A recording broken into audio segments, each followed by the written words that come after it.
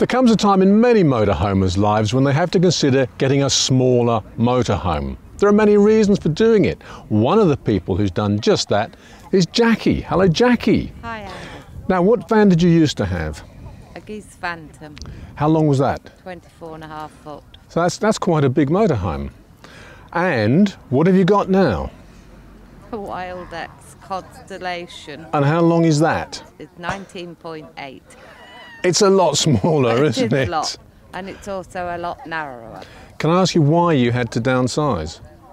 Well, we bought a static caravan because the children wouldn't leave home. We thought we'd spend most of our time in the static. Where we got the static, they were a bit iffy of us having the big van there. So we thought, well, we'll downsize. Mm-hmm. We won't do so many rallies, but we've got the best of both worlds.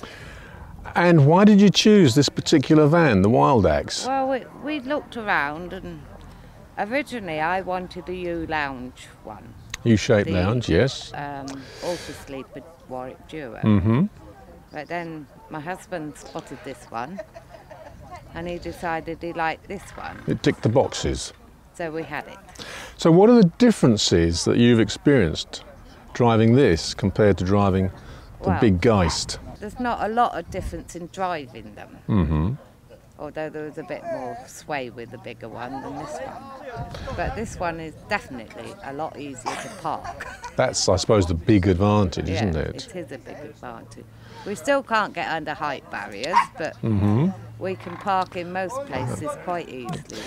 But it occurs to me the biggest problem that people must have when downsizing is getting everything they had in the big van into the smaller van. Well, yes, I've managed to get nearly everything we had. It's just less clothes and less shoes. But it's not just you and your husband John, is it? No. You've got four dogs, of which this is one. That's one. I understand you used to have Great Danes. No. And We did have a Labrador at one time. they're all this size, aren't they? Well, the other three are a bit bigger than that one. But they're all small, which has got to be good if you've got a smaller van. Yeah. So you really are managing to do exactly the same things.